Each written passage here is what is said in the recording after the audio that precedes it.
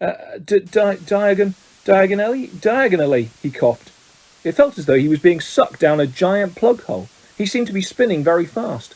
The roaring in his ears was deafening. He tried to keep his eyes open, but the whirl of green flames made him feel sick. Something hard knocked his elbow and he tucked it in tightly.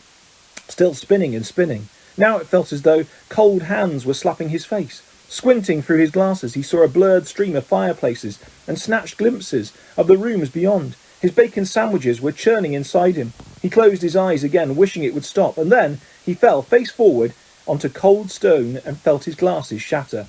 Dizzy and bruised, covered in soot, he got gingerly to his feet, holding his broken glasses up to his eyes. He was quite alone, but where he was he had no idea. All he could tell was that he was standing in the stone fireplace of what looked like a large, dimly lit wizard shop, but nothing in there was likely to be on a Hogwarts school list. A glass case nearby held a withered hand on a cushion, a blood-stained pack of cards, and a staring glass eye. Evil-looking masks leered down from the walls, an assortment of human bones lay upon the counter, and rusty spiked instruments hung from the ceiling. Even worse, the dark, narrow street Harry could see through the dusty shop window was definitely not Diagon Alley. The sooner he got out of here, the better. Nose still stinging where it hit the earth, Harry made his way swiftly and silently towards the door. But before he got halfway towards it, two people appeared on the other side of the glass, and one of them was the very last person Harry wanted to meet when he was lost. Covered in soot and wearing broken glasses, Draco Malfoy. Harry looked quickly around and spotted a large black cabinet to his left. He shot inside it and pulled the doors to, leaving a small crack to peer through. Seconds later a bell clanged and Malfoy stepped into the shop. The man who followed could only be his father. He had the same pale, pointed face and identical cold grey eyes. Mr. Malfoy crossed the shop, looking lazily at the items on display, and rang a bell on the counter before turning to his son and saying, "Touch nothing, Draco." Malfoy, who had reached for the glass eye, said, "I thought you were going to buy me a present." "I said I would buy you a racing broom," said his father, drumming his fingers on the counter. "What's the good of that if I'm not in the house team?" said Malfoy, looking sulky and bad-tempered. "Harry Potter got a Nimbus 2000 last year. Special permission from Dumbledore so he could play for Gryffindor. He's not even that good. It's just because he's famous. Famous for having a stupid scar on his forehead." Malfoy bent down to examine a shelf full of skulls. "Everyone thinks he's so smart. Wonderful Potter with his scar and his broomstick." "You have told me this at least a dozen times already," said Mr. Malfoy, and with a quelling look at his son. "And I would remind you that it is not prudent to appear less than fond of Harry Potter, not when most of our kind regard him as the hero who made the Dark Lord disappear. Ah, Mr. Borgin." A stooping man had appeared behind the counter, smoothing his greasy hair back from his face. "Mr. Malfoy, what a pleasure to see you again," said Mr. Borgin in a voice as oily as his hair. "Delighted. And young Master Malfoy, too. Charmed. How may I be of assistance? I must show you just in today and very reasonably priced." "I'm not buying today, Mr. Borgin, but selling," said Mr. Malfoy. "Selling?" The smile faded slightly from Mr. Borgin's face. "You have heard, of course, that the Ministry is conducting more raids," said Mr. Malfoy, taking a roll of parchment from his inside pocket and unravelling it for Mr. Borgin to read. "I have a few, items at home that might embarrass me if the Ministry were to call." Mr. Borgin fixed a pince-nez to his nose and looked down to the list. "The Ministry wouldn't presume to trouble you, sir, surely?" Mr. Malfoy's lip curled. "I have not been visited yet. The name Malfoy still commands a certain respect. Yet the Ministry grows ever more meddlesome. There are rumours about a new Muggle Protection Act. No doubt that flea-bitten, Muggle-loving fool Arthur Weasley is behind it." Harry felt a hot surge of anger. "And as you can see, certain of these potions might make it appear—" "I understand, sir, of course," said Mr. Borgin. "Let me see."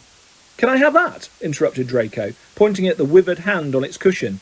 "Ah, the Hand of Glory," said Mr. Borgin, abandoning Mr. Malfoy's list and scurrying over to Draco. "Insert a candle and it gives light only to the holder. Best friend of thieves and plunderers. Your son has fine taste, sir."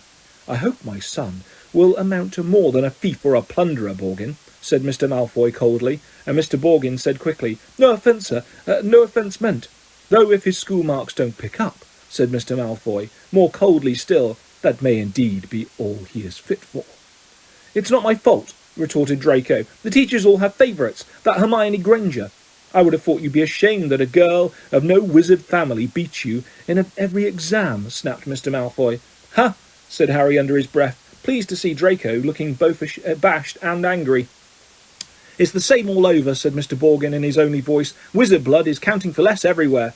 Not with me, said Mr. Malfoy, his long nostrils flaring. No, sir, nor with me, sir, said Mr. Borgin with a deep bow.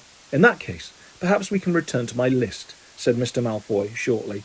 I am in something of a hurry, Borgin. I have important business elsewhere today. They started to haggle.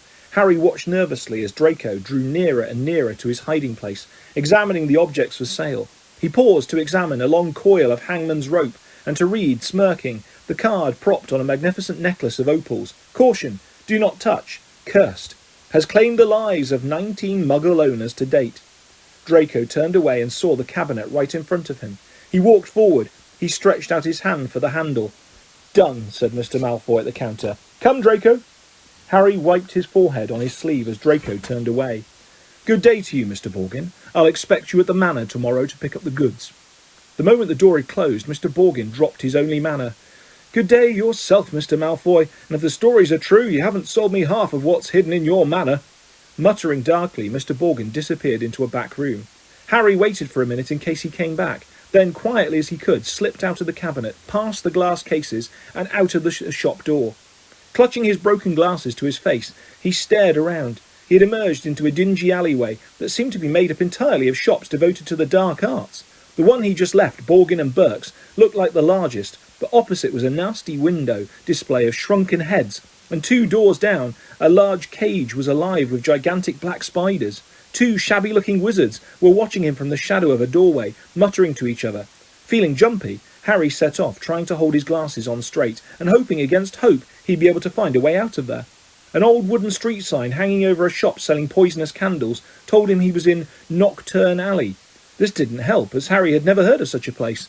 He supposed he hadn't spoken clearly enough through his mouthful of ashes back in the Weasleys' fire. Trying to stay calm, he wondered what to do. Not lost, are you, my dear? Said a voice in his ear, making him jump. An aged witch stood in front of him, holding a tray of what looked horribly like whole human fingernails. She leered at him, showing mossy teeth. Harry backed away. I'm fine, thanks, he said. I'm just... Harry! What do you think you're doing down here? Harry's heart leapt. So did the witch. A load of fingernails cascaded down over her feet, and she cursed as the massive form of Hagrid, the Hogwarts gamekeeper, came striding towards them, beetle-black eyes flashing over his great bristling beard. Hagrid! Harry croaked in relief. I was lost. Flue powder! Hagrid seized Harry by the scruff of the neck and pulled him away from the witch, knocking the tray right out of her hands. Her shrieks followed them all the way along the twisting alleyway, out into the bright sunlight. Harry saw a familiar snow-white marble building in the distance. Gringotts Bank. Hagrid had steered him right into Diagon Alley. You're a mess, said Hagrid gruffly, brushing soot off Harry so forcefully he nearly knocked him into a barrel of dragon dung outside on an apothecary's. Skulking around Knockturn Alley. I dunno, dodgy place, Harry. Don't want no one to see you down there. I realised that, said Harry, ducking as Hagrid made to brush him off again. I told you, I was lost. What were you doing down there anyway? I was looking for a flesh-eating slug repellent, growled Hagrid. They're ruining the school cabbages. You know, you're not on your own. I'm staying with the Weasleys, but we got separated, Harry explained. I've got to go and find them. They set off together down the street. How come you never wrote back to me? Said Hagrid, as Harry jogged alongside him. He had to take 3 steps to every stride of Hagrid's enormous boots. Harry explained all about Dobby and the Dursleys. Ruddy muggles, growled Hagrid. If I'd have known... Harry, over here! Harry looked up and saw Hermione Granger standing at the top of the white flight of steps to the Gringotts. She ran down to meet him, her bushy brown hair flying behind her. What happened to your glasses? Hello, Hagrid. Oh, it's wonderful to see you 2 again. Are you coming into Gringotts, Harry? As soon as I've found the Weasleys, said Harry. Yeah, you won't have long to wait, grinned Hagrid. Harry and Hermione looked around. Sprinting up the crowded street were Ron, Fred, George, Percy and Mr. Weasley. Hurry, Mr. Weasley panted. We hoped you'd only gone 1 grade too far. He mopped his glistening bowl patch. Molly's frantic. She's coming now. Where did you come out? Ron asked. Knockturn Alley, said Hagrid grimly. Brilliant, said Fred and George together. We've never been allowed in, said Ron enviously. I should really well think not, growled Hagrid. Mrs. Weasley now came galloping into view, her handbag swinging wildly in one hand, Ginny just clinging on to the other. Oh, Harry, oh, my dear, you could have been anywhere. Gasping for breath, she pulled a large clothes brush out of her bag and began sweeping off the soot Hagrid hadn't managed to beat away. Mr. Weasley took Harry's glasses, gave them a tap of his wand and returned them, good as new. Well, gotta be off, said Hagrid, who was having his hand wrung by Mrs. Weasley. Knockturn Alley. If you haven't found him, Hagrid, see you at Hogwarts. And he strode away, head and shoulders taller than anyone else in the packed street. Guess who I saw in Borgin and Burke's? Harry asked Ron and Hermione as they climbed the Gringotts steps. Malfoy, and his father. Did Lucius Malfoy buy anything? Said Mr. Weasley sharply behind them. No, he was selling. So he's worried, said Mr. Weasley, with grim satisfaction. Oh, I'd love to get Lucius Malfoy for something. You be careful, Arthur, said Mrs. Weasley sharply, as they ushered into the bank by a bowing goblin at the door. That's family trouble. That family's trouble. Don't go biting off more than you can chew. So you don't think I'm a match for Lucius Malfoy, said Mr. Weasley indignantly. But he was distracted almost at once by the sight of Hermione's parents, who were standing nervously at the counter that ran all along the great marble hall, waiting for Hermione to introduce them. But you're muggles, said Mr. Weasley delightedly. We must have a drink. What's that you've got there? Oh, you're changing muggle money. Molly, look. He pointed excitedly at the £10 notes in Mr. Granger's hand.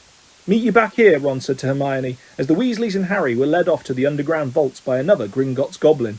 The vaults were reached by means of small goblin-driven carts that sped along miniature train tracks through the bank's underground tunnels. Harry enjoyed the breakneck journey down to the Weasleys' vault, but felt dreadful, far worse than he had in Knockturn Alley when it was opened. There was a very small pile of silver sickles inside, and just one gold galleon. Mrs. Weasley felt right into the corners before sweeping the whole lot into her bag. Harry felt even worse when they reached his vault. He tried to block the contents from view as he hastily shoved handfuls of coins into a leather bag. Back outside in the marble steps, they all separated. Percy muttered vaguely about needing a new quill. Fred and George had spotted their friend from Hogwarts, Lee Jordan. Mrs. Weasley and Ginny were going to a second-hand robe shop, and Mr. Weasley was insisting on taking the Grangers off to the Leaky Cauldron for a drink. We'll all meet at Flourish and Blotts in an hour to buy your school books, said Mrs. Weasley, setting off with Ginny. And not one step down Knockturn Alley, she shouted at the twins' retreating backs.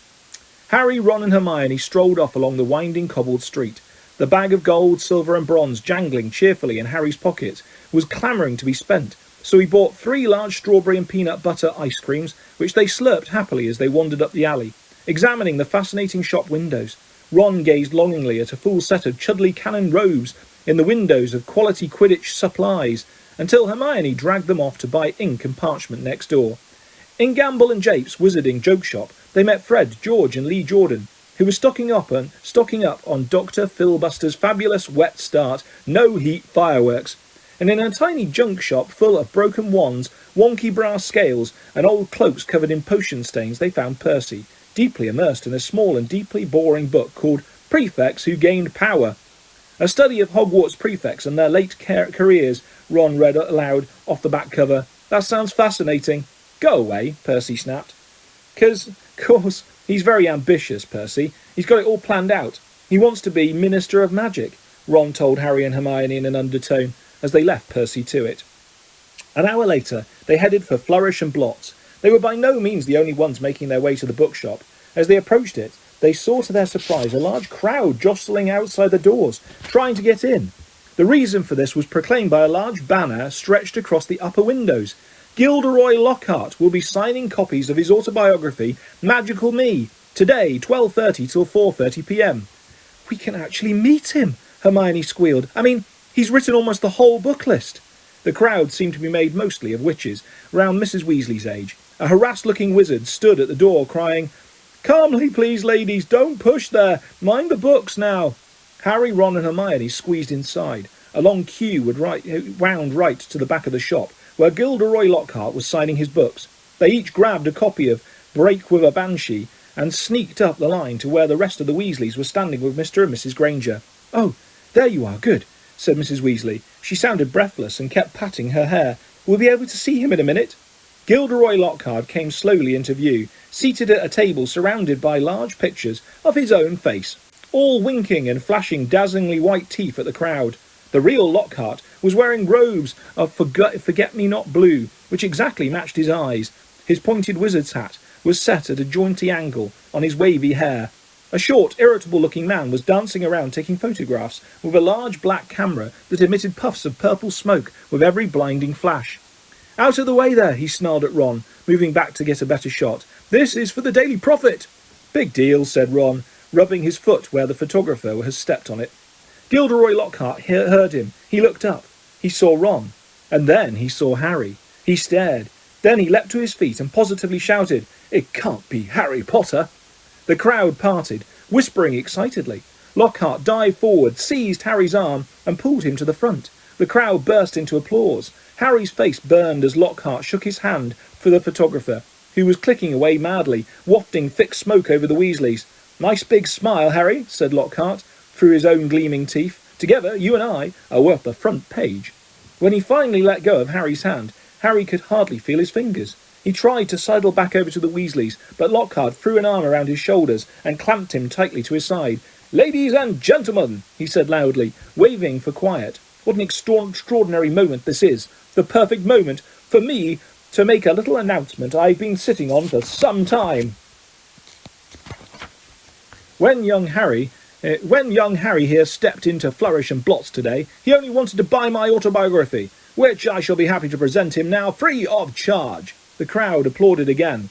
"He had no idea," Lockhart continued, giving Harry a little shake that made his glasses slip to the end of his nose, "that he would shortly be getting much, much more than my book.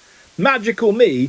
He and his school fellows will, in fact, be getting the real Magical Me. Yes, ladies and gentlemen, I have great pleasure and pride in announcing that this September I will be taking up the post of Defence Against the Dark Arts teacher at Hogwarts School of Witchcraft and Wizardry."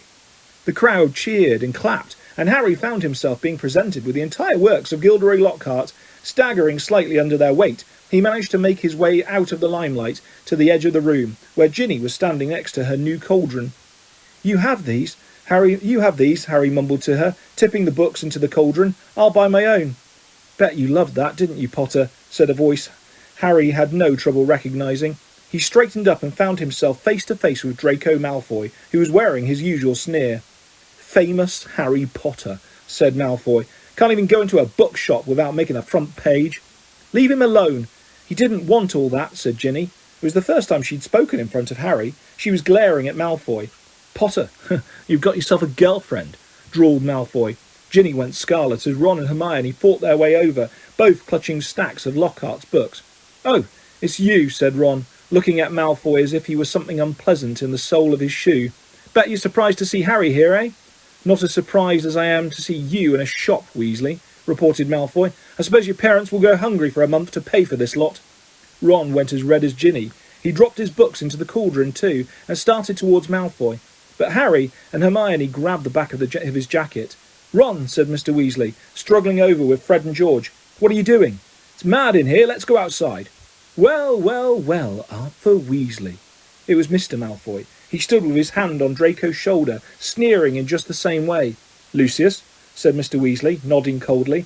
"Busy time at the Ministry, I hear," said Mr. Malfoy. "All those raids. I hope they're paying you overtime." He reached into Ginny's cauldron and extracted from amidst the glossy Lockhart books a very old, very battered copy of a beginner's guide to Transfiguration. "Obviously not," he said. "Dear me, what's the use of being a disgrace to the name of wizard if they don't even pay you well for it?" Mr. Weasley flushed darkly than either Ron or Ginny. "We have a very different idea of what disgraces the name of wizard, Malfoy," he said. "Clearly," said Mr. Malfoy, his pale eyes straying to Mr. and Mrs. Granger, who were watching apprehensively. "The company you keep, Weasley, and I thought your family could sink no lower." There was a thud of metal as Ginny's cauldron went flying. Mr. Weasley had thrown himself at Mr. Malfoy, knocking him backwards into a bookshelf. Dozens of heavy spellbooks came thundering down on all their heads. There was a yell of, "Get him, Dad!" from Fred or George. Mrs. Weasley was shrieking, "No, Arthur, no!" The crowd stampeded backwards, knocking more shelves over. "Gentlemen, please, please!" cried the assistant, and then, louder than all, "Break it up there, gents, break it up!" Hagrid was wading towards them through the sea of books. In an instant he had pulled Mr. Weasley and Mr. Malfoy apart. Mr. Weasley had a cut lip and Mr. Malfoy had been hit in the eye by an encyclopedia of toadstools. He was still holding Ginny's old Transfiguration book. He thrust it at her, his eyes glittering with malice. "Here, girl, take your book. It's the best your father can give you." Pulling himself out of Hagrid's grip, he beckoned to Draco and swept from the shop.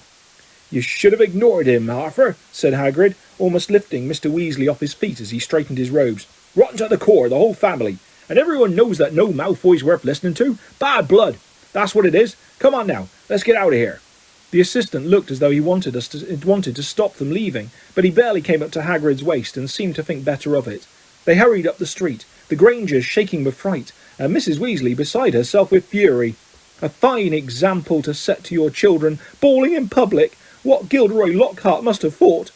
"He was pleased," said Fred. "Didn't you hear him as we were leaving? He was asking that bloke from the Daily Prophet if he'd be able to work the fight into his report. Said it was all publicity." But it was a subdued group who headed back to the fireside in the Leaky Cauldron, where Harry, the Weasleys, and all their shopping would be travelling back to the Burrow using Floo powder. They said goodbye to the Grangers, who were leaving the pub for the Muggle Street on the other side. Mr. Weasley started to ask them how bus stops work, but stopped quickly at the look of Mrs. Weasley's face. Harry took off his glasses and put them safely in his pocket, before helping himself to Floo powder. It definitely wasn't his favourite way to travel. The end of the summer holidays came too quickly for Harry's liking. He was looking forward to getting back to Hogwarts, but his month at the Burrow had been the happiest of his life. It was difficult not to feel jealous of Ron when he thought of the Dursleys and the sort of welcome he could expect next time he turned up at Privet Drive. On their last evening, Mrs. Weasley conjured up a sumptuous dinner, which included all of Harry's favourite things, ending with a mouth-watering treacle pudding. Fred and George rounded off the evening with a display of filibuster fireworks. They filled the kitchen with red and blue stars that bounced from ceiling to wall for at least half an hour. Then it was time for a last mug of hot chocolate and bed. It took a long while to get started next morning. They were up at cock crow, but somehow they still seemed to have a great deal to do. Mrs. Weasley dashed about in a mad mood, looking for spare socks and quills. People kept colliding on the stairs, half-dressed with bits of toast in their hands, and Mr. Weasley nearly broke his neck, tripping over a stray chicken as he crossed the yard, carrying Ginny's trunk to the car. Harry couldn't see how 8 people, 6 large trunks, 2 owls, and a rat were going to fit into one small Ford Anglia. He had reckoned, of course, without the special features which Mr. Weasley had added. "Not a word to Molly," he whispered to Harry, as he opened the boot and showed him how it had been magically expanded so that the trunks fitted easily. When at last they were all in the car, Mrs. Weasley glanced into the back seat, where Harry, Ron, Fred, George and Percy were all sitting comfortably side by side, and said, "Muggles do know more than we give them credit for, don't they?" She and Ginny got into the front seat, which had been stretched so that it resembled a park bench. I mean, you'd never know it was this roomy from the outside, would you? Mr. Weasley started up the engine and they trundled out of the yard, Harry turning back for one last look at the house. He barely had time to wonder when he'd see it again when they were back. George had forgotten his box of filibuster fireworks. 5 minutes after that, they skidded to a halt in the yard so that Fred could run in for his broomstick. They had almost reached the motorway when Ginny shrieked that she'd left her diary. By the time she had clambered back into the car, they were running very late, and tempers were running high. Mr. Weasley glanced at his watch and then at his wife. "Molly, dear." "No, Arthur. No one would see. This little button here is an invisibility booster I installed. That'd get us up in the air. Then we fly above the clouds. We'd be there in 10 minutes and no one would be any the wiser." "I said no, Arthur, not in broad daylight." They reached King's Cross at 11:15. Mr. Weasley dashed across the road to get trolleys for their trunks, and they all hurried into the station. Harry had caught the Hogwarts Express the previous year. The tricky bit was getting onto platform 9 3/4, which wasn't visible to the Muggle eye. What you had to do was walk through the solid barrier dividing platforms 9 and 10. It didn't hurt, but it had to be done carefully so that none of the Muggles noticed you vanishing. "Percy first," said Mrs. Weasley, looking nervously at the clock overhead, which showed they had only 5 minutes to disappear casually through the barrier. Percy strode briskly forward and vanished. Mr. Weasley was next. Fred and George followed. "I'll take Ginny, and you two come right after us," Mrs. Weasley told Harry and Ron, grabbing Ginny's hand and setting off. In the blink of an eye, they were gone. "Let's go together. We've only got a minute," Ron said to Harry. Harry made sure that Hedwig's cage was safely wedged on top of his trunk and wheeled his trolley about to face the barrier. He felt perfectly confident. This wasn't nearly as uncomfortable as using flue powder. Both of them bent low over the handles of their trolleys and walked purposely towards the barrier, gathering speed. A few feet away from it, they broke into a run and crash! Both trolleys hit the barrier and bounced backwards. Ron's trunk fell off with a loud thump. Harry was knocked off his feet, and Hedwig's cage bounced onto the shiny floor, and she rolled away, shrieking indignantly. People all around them stared, and a guard nearby yelled, "What in blazes do you think you're doing?" Lost control of the trolley," Harry gasped, clutching his rib as he got up. Ron ran to pick up Hedwig, who was causing such a scene that there was a lot of muttering about cruelty to animals from the surrounding crowd. Why can't we get through?" Harry hissed to Ron. "I dunno." Ron looked wildly around. A dozen curious people were still watching them. "We're going to miss the train," Ron whispered. I don't understand why the gateway sealed itself." Harry looked up at the giant clock with a sickening feeling in the pit of his stomach. 10 seconds. 9 seconds. He wheeled his trolley forward cautiously until it was right against the barrier and pushed with all his might. The metal remained solid. 3 seconds. 2 seconds. 1 second. "It's gone," said Ron, sounding stunned. "The train's left. What if Mum and Dad can't get back through to us? Have you got any Muggle money?" Harry gave a hollow laugh. "The Dursleys haven't given me pocket money for about 6 years." Ron pressed his ear to the cold barrier. "Can't hear anything," he said tensely. "What are we going to do? I don't know how long it'll take Mum and Dad to get back to us." They looked around. People were still watching them, mainly because of Hedwig's continuing screeches. "I think we'd better go and wait by the car," said Harry. "We're attracting too much attention." "Harry," said Ron, his eyes gleaming. "The car!" "What about it?" We can fly the car to Hogwarts." "But I thought—" "We're stuck, right? And we've got to get to school, haven't we? And even underage wizards are allowed to use magic if it's a real emergency. Section 19 or something of the restriction of thingy." Harry's feeling of panic turned suddenly to excitement. "Can you fly it?" "No problem," said Ron, wheeling his trolley round to face the exit. "Come on, let's go. If we hurry, we'll be able to follow the Hogwarts Express." And they marched off through the crowd of curious muggles, out of the station, and back into the side road where the old Ford Anglia was parked. Ron unlocked the cavernous boot with a series of taps from his wand. They heaved their trunks back in, put Hedwig on the back seat, and got into the front. "Check no one's watching," said Ron, starting the ignition with another tap of his wand. Harry stuck his head out of the window. Traffic was rumbling along the main road ahead, but their street was empty. "Okay," he said. Ron pressed a tiny silver button on the dashboard. The car around them vanished, and so did they. Harry could feel the seat vibrating beneath him, hear the engine, feel his hands on his knees and his glasses on his nose. But for all he could see, he had become a pair of eyeballs floating a few feet above the ground in a dingy street full of parked cars. "Let's go," said Ron's voice from his right. The ground and the dirty buildings on either side fell away, dropping out of sight as the car rose. In seconds, the whole of London lay smoky and glittering below them. Then there was a popping noise, and the car, Harry and Ron, reappeared. "Uh-oh," said Ron, jabbing at the invisibility booster. "It's faulty." Both of them pummeled it. The car vanished. Then it flickered back again. "Hold on," Ron yelled, and he slammed his foot on the accelerator. They shot straight into a low, woolly cloud, and everything turned dull and foggy. "Now what?" said Harry, blinking at the solid mass of cloud pressing in on them from all sides. "We need to see the train to know what direction to go in," said Ron. "Dip back down again, quickly." They dropped back beneath the clouds and twisted around in their seats, squinting at the ground. "I can see it," Harry yelled. "Right ahead, there." The Hogwarts Express was streaking along below them like a scarlet snake. "Due north," said Ron, checking the compass on the dashboard. "OK, we'll just have to check it on every half hour or so. Hold on." And they shot up through the clouds. A minute later, they burst out into a blaze of sunlight. It was a different world.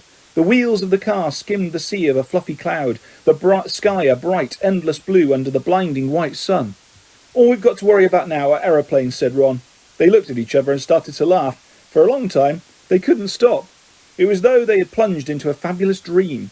This, thought Harry, was surely the only way to travel, past swirls and turrets of snowy cloud, in a car full of hot, bright sunlight, with a fat pack of toffees in the glove compartment, and the prospect of seeing Fred and George's jealous faces when they landed smoothly and spectacularly on the sweeping lawn in front of Hogwarts Castle. They made regular checks on the train as they flew further and further north, each dip beneath the clouds showing them a different view. London was soon far behind them, replaced by neat green fields which gave way in turn to wide, purplish moors.